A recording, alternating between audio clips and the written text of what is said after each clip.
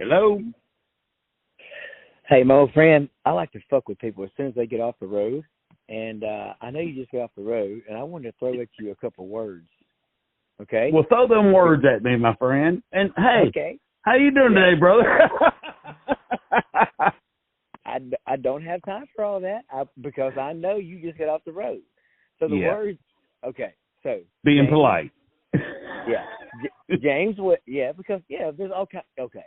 Let's break it down for everybody. So, hey, Donald, my old friend. How you doing, brother? Hey, I just got off the road. I was just wanting to say hi to you. I'm glad you called because, I saw some interesting things about the James Webb telescope today. You want to talk about that, or what would you like to discuss today? Well, that's it. Well, I was because, like I said, I want to start this as awkward as possible, and I did. And so now we can't get any more awkward because that's. See, so you want to start it again and be very awkward? No, because this is perfect. Because this is how grown folks talk. Because a lot of times, instead of talking exactly like, people don't like for you to go up there and just talk very blatant with them. You got to spin the top. That movie, they use a little a spinning top in it. You remember that thing? It had the guy. Oh my God. He was in that Titanic movie, speaking of, recently, and then he's been into everything. Oh, you're talking about Conception. In Conception, yes. Conception. Yeah, I mean, it's the mindscape of the mind determines your reality. And that's a very deep thing. How deep are you trying to get, man? I mean, because... Well, that's it. Because all I wanted to do was I wanted to make it to where everybody would slow down and go, hey, what's going on here? Because I want to spin that top for a minute. You spin that top, and then if it stops and everybody goes, oh, shit, this is real. So that's what I want. And it could be. And it really could be. But now, go ahead. I'm sorry.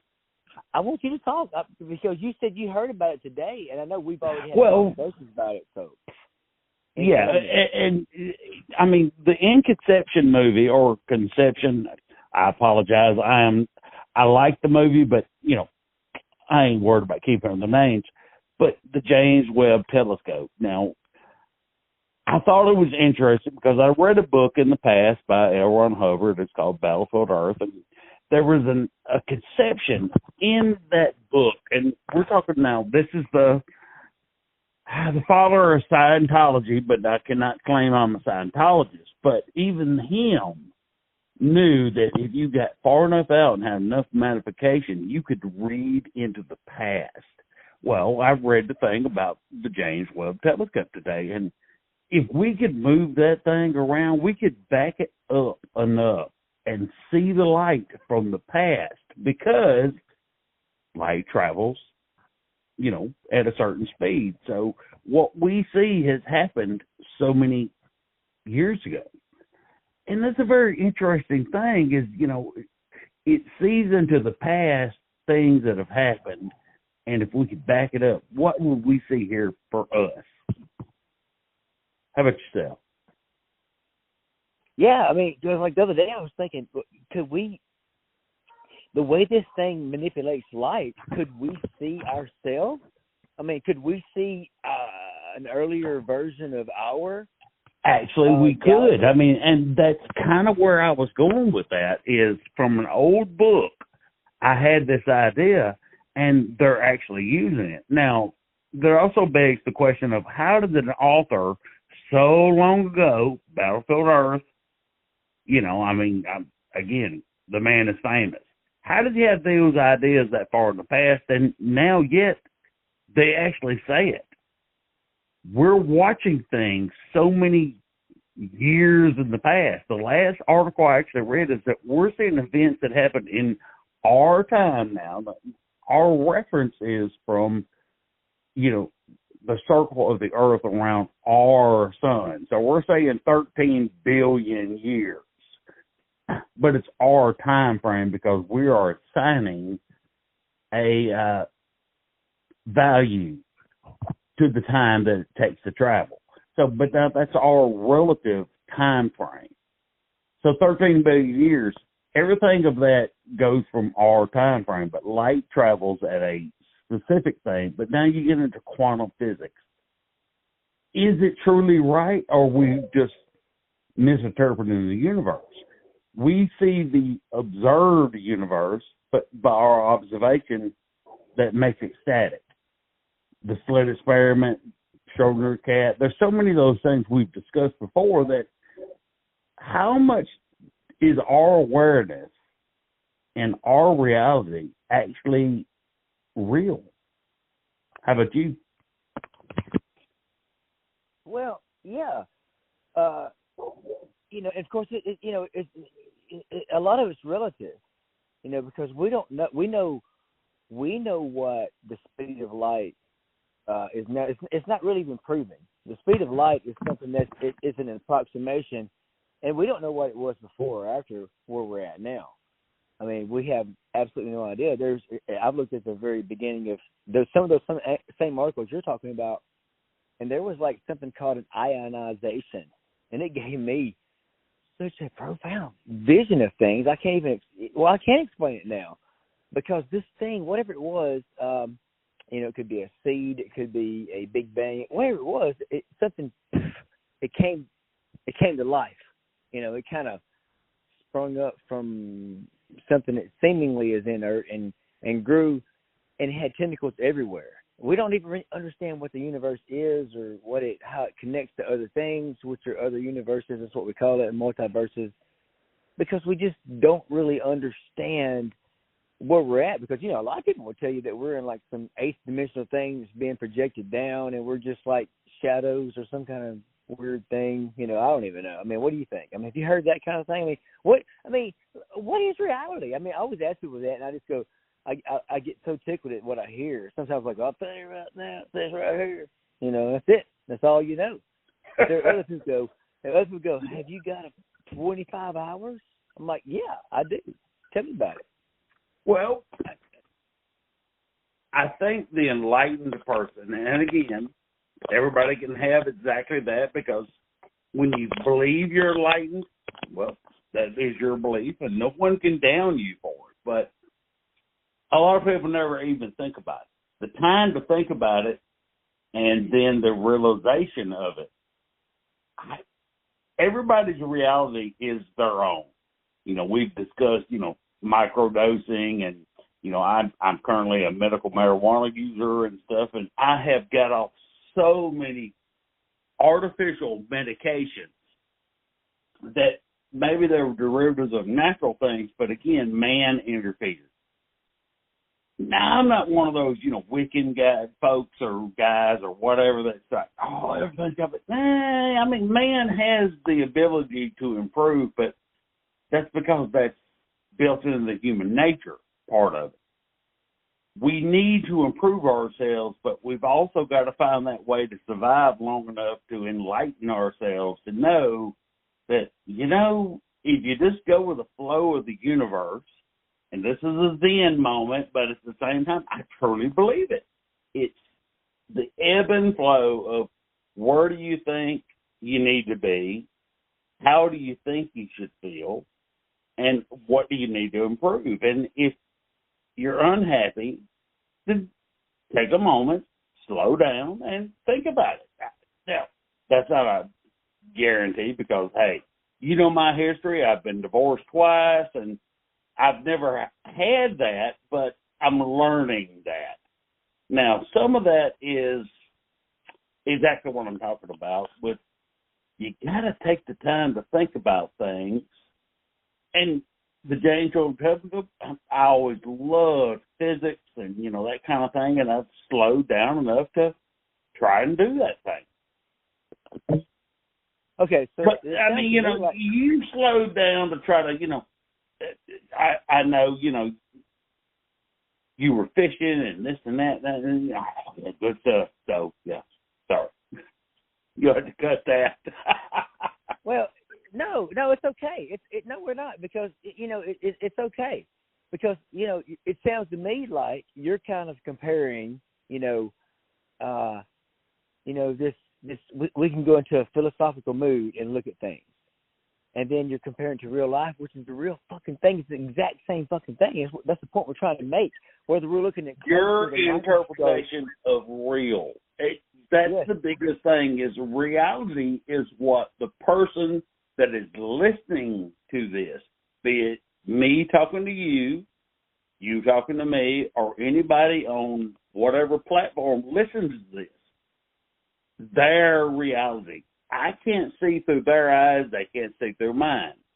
So that's the important point, is it may not be a shared reality, but your reality is absolutely whatever your reality currently is what I'm trying to get to. Well, I mean, there have been times in my life where I've looked at things with a microscope, and there have been times in life where I've looked at things with a telescope. And here recently I've been doing both, you know. And of course, when you're looking at one, it's different than the other. But then if you look at it real close, it becomes the same thing. That is, whenever we look way out there, we're seeing these living things that were coming alive. There was some kind of a thing going on. It's kind of like a garden, but it wasn't exactly the garden like you would have in your grandpa's backyard or your dad's backyard. I mean, you're gonna have some kind of a. It may not be the garden. Right. Well, it doesn't have to be the Garden of Eden. It could be like a garden where you're growing things, and people use the Garden of Eden as a metaphor. I mean, I understand why they're saying that, because there's life on this thing. It just, I mean, to me, it's both. You know, I can believe in God, and I do, and I really do. And of course, I go to churches, and I feel what everybody else there feels, because I understand it's that energy, you know, it's that thing that whenever you get a bunch of people thinking alike together, where you're just sitting around here and having a conversation about the Zen moment and talking about the stars. And that's why I want to go. I mean, I want to go back out there. And you know, you saw those pictures I saw. I mean, I don't know if you could put that kind of stuff into words, but I mean, what are we seeing whenever we're looking at what the James Webb,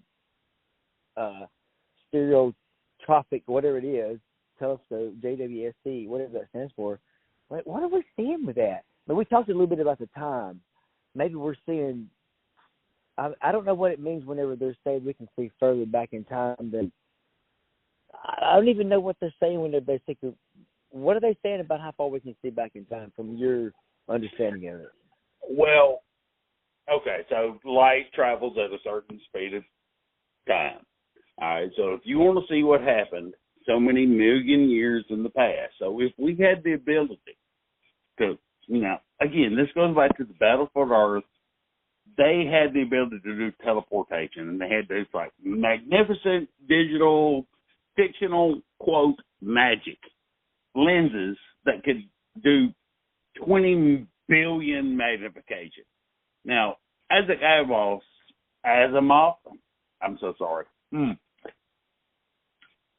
Asimov, you know, has finds that, you know, any sufficiently advanced technology will look like magic.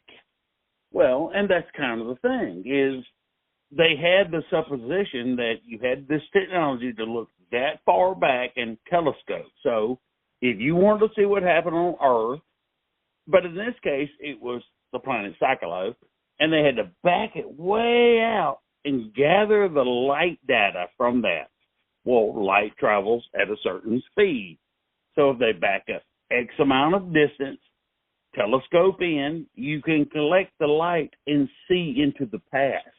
And that's what the James Webb telescope is saying they're doing, is the neutron stars that recently collided.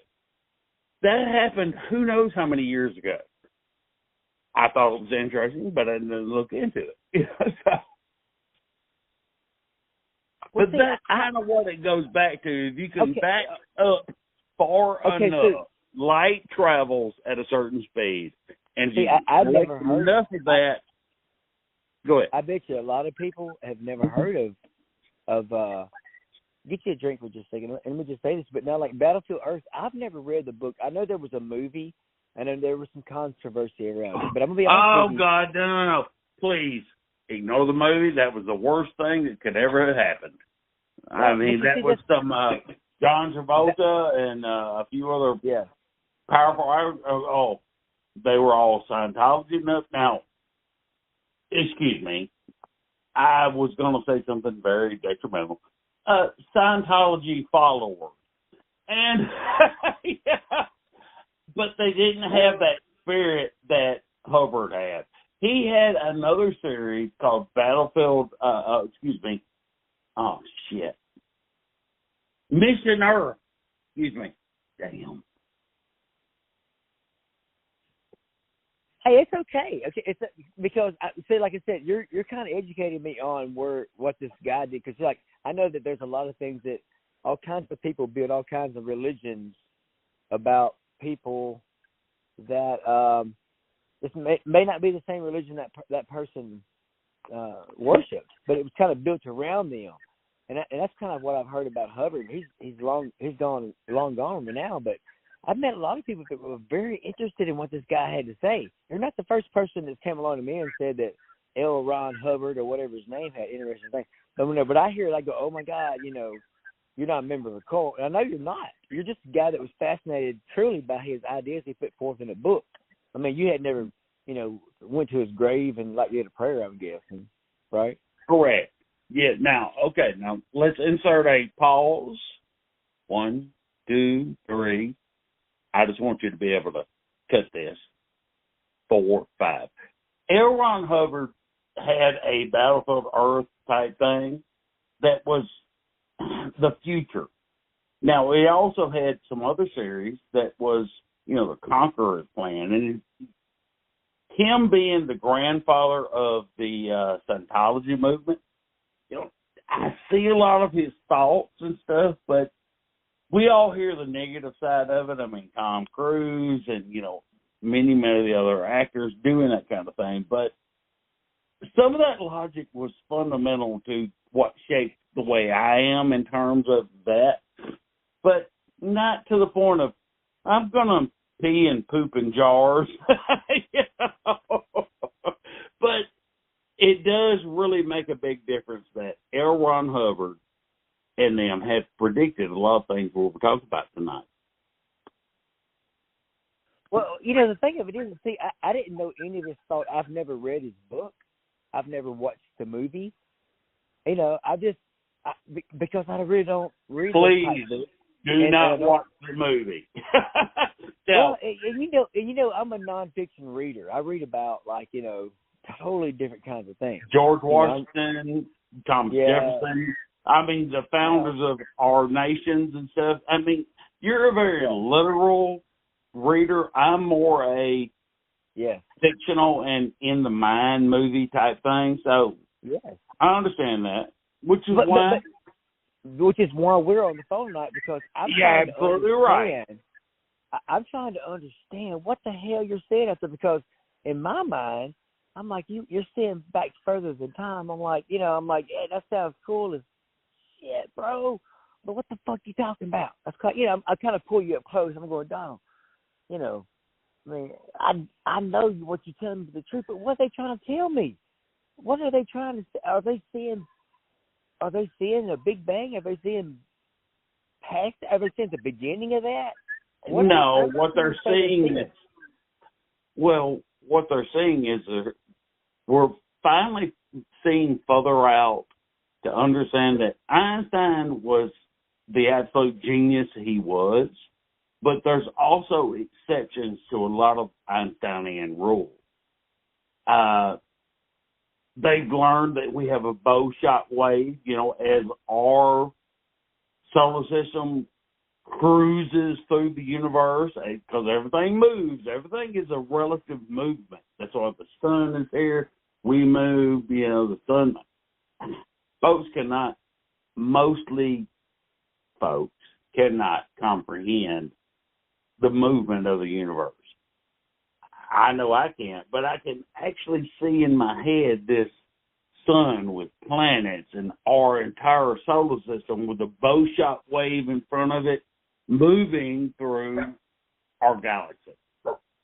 But beyond that, that's infinity. Infinity means infinite infinity. I don't know how else to explain it. It becomes the ground that you go, here be monsters.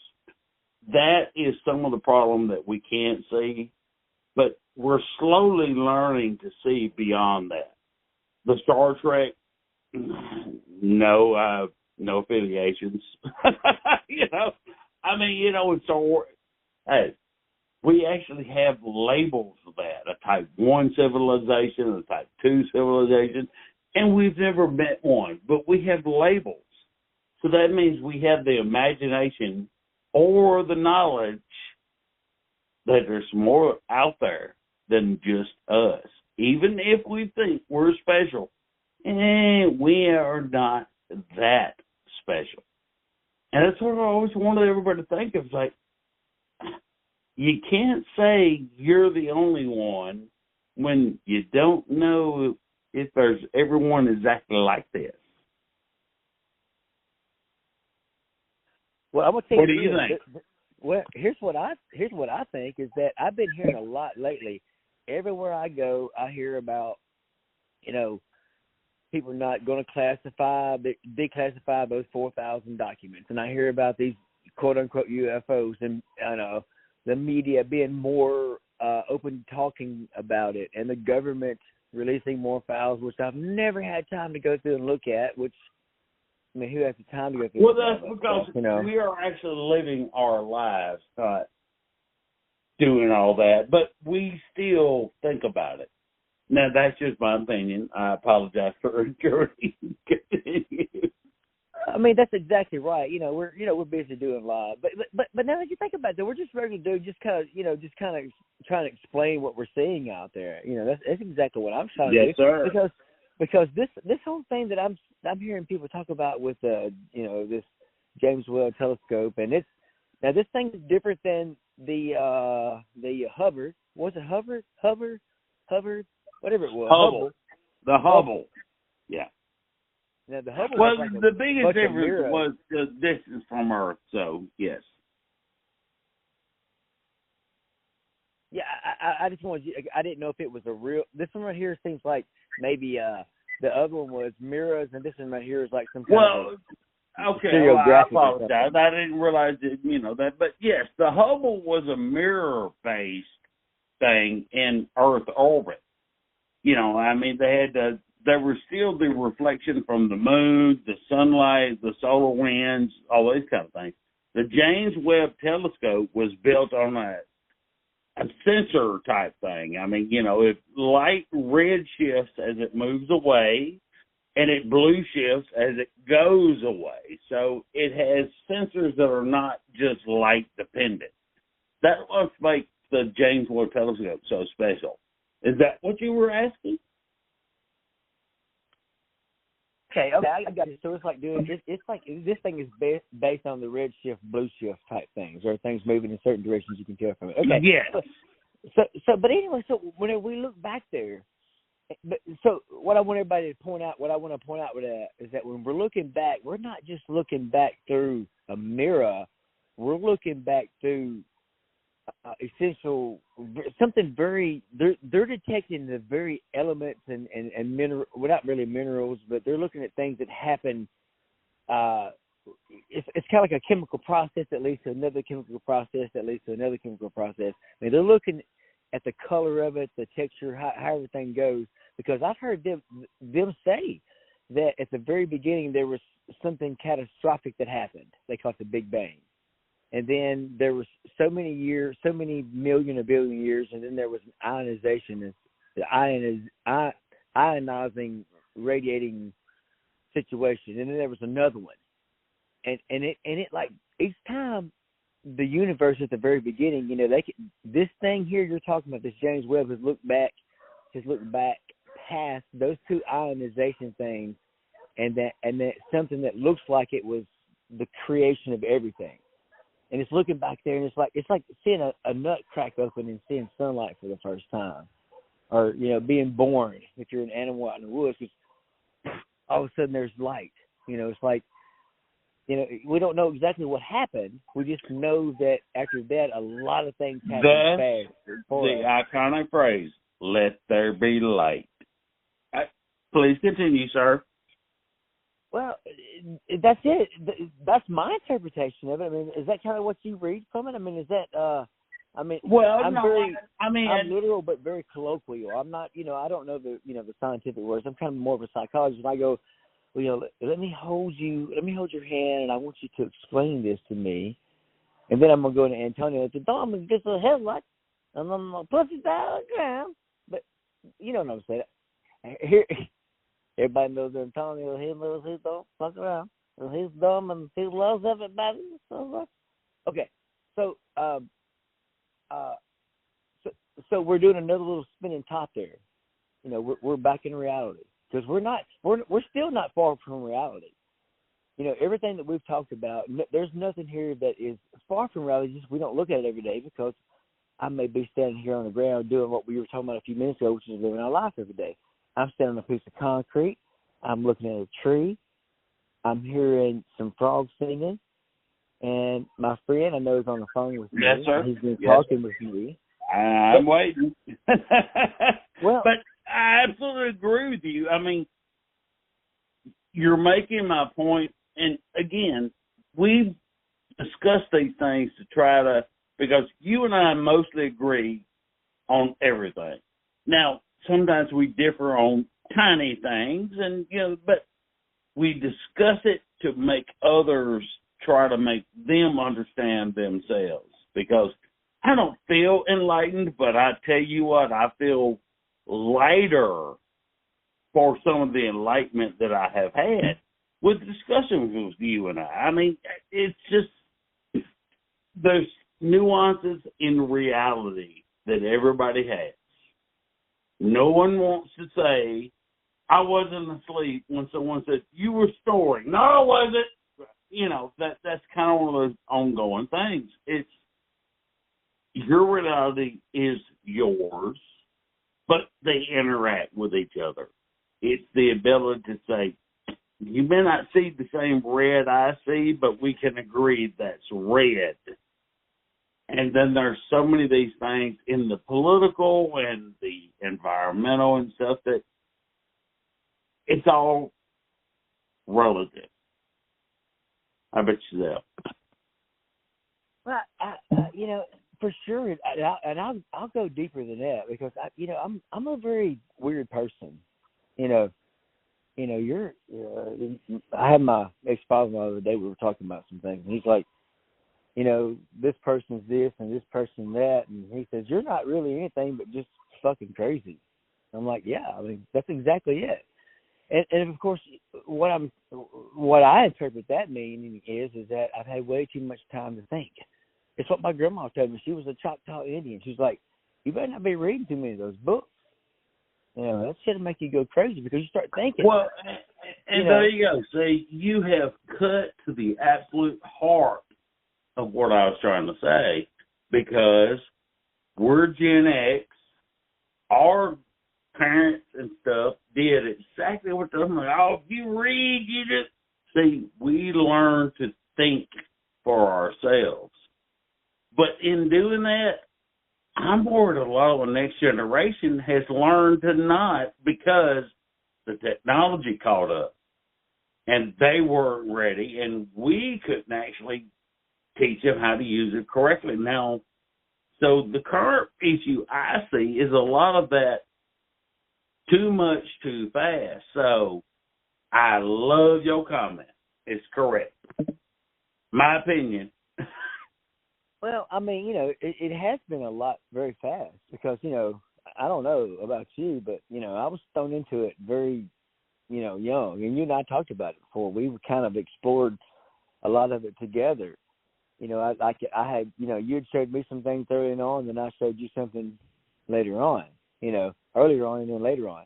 Because of the fact that there's so much going on. In fact, you could call me today and say, Brad, I found this new thing about processing power. If you're trying to get to achieve, if you have a one of those processing centers, and you're trying to, what's it called, bit mining, you need to get this new processor because it's doing this right here, and you can say whatever, how whatever, and so that's kind of conversations you can have with what's going on with computers now.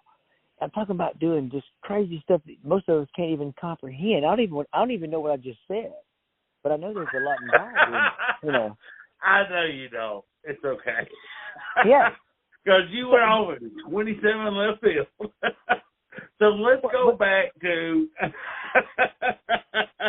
but the reality of it is that that's the kind of computing power they're dealing with. I mean, this shit that they have going on. I mean, they're with artificial intelligence and using computer power to understand what's coming in from James Webb. It's not just we're not just seeing raw images. We're seeing shit that goes through filters, and this is they're having to interpolate into and extrapolate from to get to where we're at. I mean, this is, I don't know, is that real, Donald? Or am I real?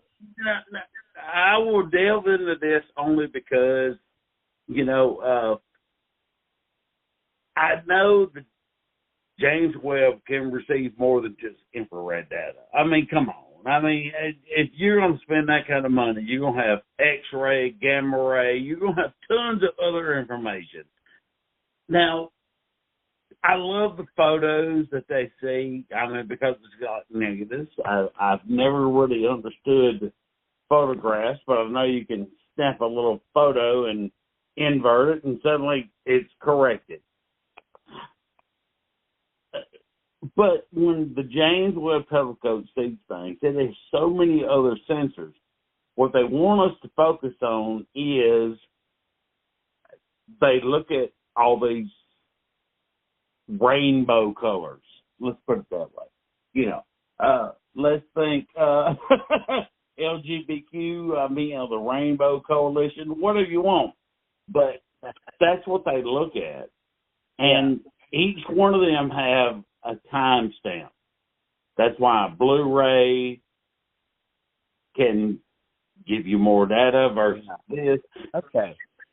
Yeah, so each one of these bands of light can tell you something. But the James Webb was discovered, designed to detect each one of them. We're just in a small part.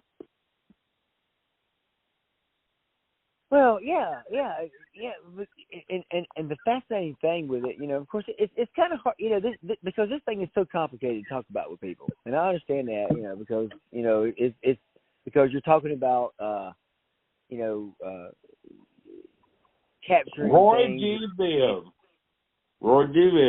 Rainbow. That's right. Well, yeah, and that's what we're talking about earlier. Like you're detecting, what I described it as different minerals. So, like, there's something that burns this particular array of colors, and something that burns this array of colors, and something that burns this particular color is 1.6 billion years old, and whatever else. So there's some kind of thing out there. But now let's go deeper out there to what they're seeing, and we hadn't talked about it yet, this is why I want to go deeper with this, because if these people can last this long in this conversation, there will be some people that last this long. I can assure you. Right now, there are people that will listen this long. So way the hell out there. We recorded a podcast about this, but no one else knows it but us. But way out there was something that they discovered, and we talked about in depth in another show. But I haven't published it because I wanted actually for us to have that conversation, because I was kind of confused as to what we were seeing. Well, some of it also is waiting for the audience that's willing to listen to our BS.